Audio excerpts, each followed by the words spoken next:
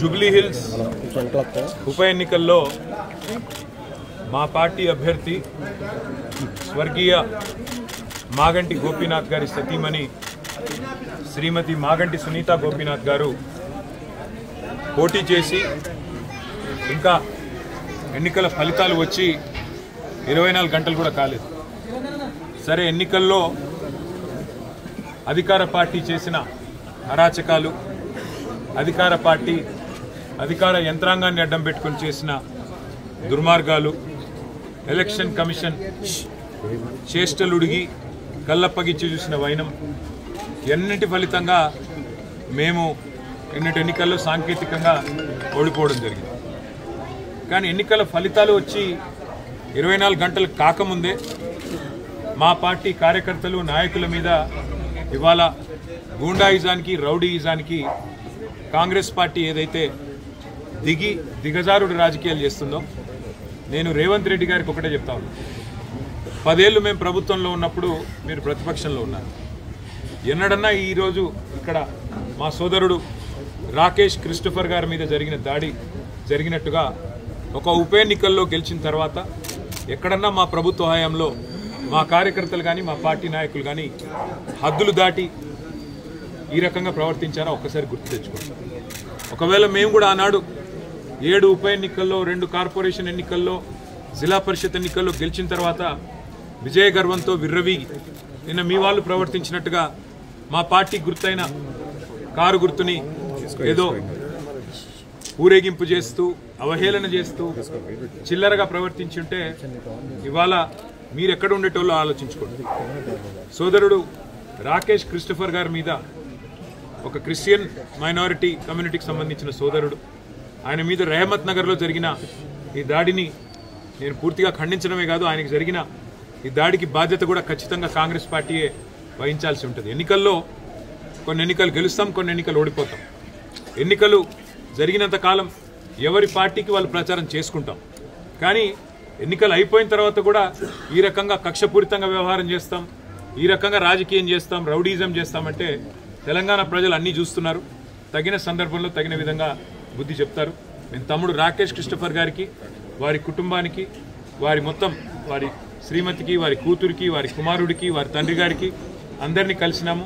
విష్ణువర్ధన్ రెడ్డి గారు, సునీత గారు, కౌశిక్ రెడ్డి గారు, అట్లాగే మా నాయకులు అందరం కూడా కలిసి, మా కార్పొరేటర్లు అందరం కూడా కలిసి ఆ కుటుంబానికి ధైర్యం చెప్పడానికి, ఎన్నికలు మా కుకట్పల్లి ఎమ్మెల్యే కృష్ణారావు గారు అందరం కూడా వచ్చి వారికి ధైర్యం చెప్పే ప్రయత్నం చేస్తూ ఉన్నాం.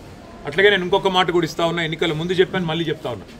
జూబ్లీ హిల్స్ నియోజకవర్గంలో ఏ కార్యకర్తకి ఏం జరిగినా కంటికి రెప్పలాగా కాపాడుకునే బాధ్యత నాది, పార్టీది.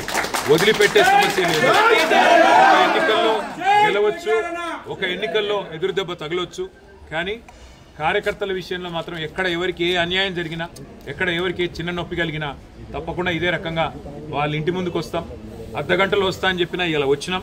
రేపు కూడా ఇట్లే ఉంటాం. మంగళవారం నాడు జూబ్లీ హిల్స్ నియోజకవర్గ కార్యకర్తల సమావేశం కూడా ఏర్పాటు చేస్తూ ఉన్నాం. ఆ రోజు మిగతా అన్ని విషయాలు కూడా డీటెయిల్డ్గా మాట్లాడుకుందాం. కానీ ఖచ్చితంగా ఈ రోజు జరిగిన ఈ దాడికి కాంగ్రెస్ బాధ్యత తీసుకోవాలి. మరి కాంగ్రెస్ పార్టీగా ముఖ్యమంత్రి రేవంత్ రెడ్డి బాధ్యత తీసుకోవాలి. మీరు కనుక సంయమనంతో వ్యవహారం చేయకపోతే, విజయ గర్వంతో ఇట్లాగే విర్రవీగితే తప్పకుండా ప్రజలు బుద్ధి చెప్తారు, తప్పకుండా మేము కూడా బుద్ధి చెప్పాల్సిన పరిస్థితి వస్తుందని చెప్పి కూడా కాంగ్రెస్ నాయకులకు చెప్తూ, రాకేష్ క్రిస్టోఫర్ కానీ అట్లాగే జూబ్లీ హిల్స్ నియోజకవర్గంలో ఉన్న కష్టపడి పనిచేసిన కార్యకర్తలందరికీ శిరస్సు వంచి వారికి ధన్యవాదాలు. ఎందుకంటే గతంలో మాకు 80,000 ఓట్లు వస్తే ఇప్పుడు కూడా 75,000 ఓట్లు వచ్చినాయి. ఓట్లేం తగ్గలేదు, కేవలం 5,000.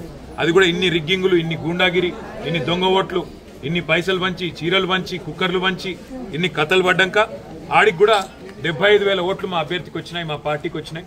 ఇదేమి స్వల్ప సంఖ్య కాదు. తప్పకుండా తిరిగి మళ్ళీ భవిష్యత్తులో కొడతాం. జూబ్లీ హిల్స్లో మళ్ళీ గులాబీ జెండా ఎగరేస్తాం. Thank you. సరే, ఎవరిది అహంకారమో ఎవరిది ఏందో నిన్న వాళ్ళు విజయ గర్వంతో తీసిన ఊరేగింపులోనే కనబడ్డది. మేము ఎన్నో ఎన్నికలు గెలిచాం గతంలో. ఎప్పుడన్నా ఇంత అహంకారపూరితంగా ఒక పార్టీ గుర్తును అట్లా బజార్లో ఈడుస్తూ క్రేన్లు పట్టుకొని అంత చిల్లరగా ఎప్పుడన్నా ప్రవర్తించామా? గతంలో అట్లాంటి ఎన్నికల్లో కాంగ్రెస్ పార్టీకి డిపాజిట్లు కూడా రాలేదు. అట్లని చెప్పేసి కాంగ్రెస్ పార్టీ గుర్తునేమన్నా గాడిదనెక్కి ఊరేగింపులు చేశామా? అహంకారం ఎవరిదో, ఆత్మవిశ్వాసం ఎవరిదో, భవిష్యత్ ఎవరిదో తప్పకుండా తెలంగాణ ప్రజలు నిర్ణయిస్తారు. ఒక ఎన్నికల్లో గెలుపుతోనే ఇంత మిడిసిపడితే, ఒక ఎన్నికల్లో గెలుపుతోనే ఇంత ఎగిరెగిరి పడితే మరి గతంలో 10 ఏళ్ల పాటు అప్రతిహతంగా అన్ని ఎన్నికలు గెలిచిన మేము ఎట్లా ప్రవర్తించి ఉండాలో ఒకసారి ఆలోచించుకోమని కాంగ్రెస్ పార్టీకి నేను చెప్తాను. అంటే ప్రచారం టైంలోనే దాదాపు నవీన్ యాదవ్ చెప్పాడు, నేను కనుక గెలిస్తే జూబ్లీహిల్స్ లో బీఆర్ఎస్ ఉండనివ్వని చెప్పేసి. దానికి సంబంధించి వాస్తవంగా నేను చెప్తున్నా, ఇది సాంకేతికంగా వాళ్ళు గెలిచారు తప్ప ఇంత రిగ్గింగు, ఇన్ని దొంగ ఓట్లు, ఇన్ని పైసలు, ఇన్ని చీరలు, ఇన్ని కుక్కర్లు, ఇవన్నీ ఇప్పుడు రహమత్ నగర్లో మీరు ఇక్కడ ఉన్నారు కదా, మొత్తం విలేకరులు ఇల్లు తిరిగి అడగండి. ఎన్ని డబ్బులు పంచారు, ఎన్ని కుక్కర్లు పంచారు, ఎన్ని రకాల తాయిలాలు పంచారు, ఎన్ని ఆపసోపాలు పడ్డారు.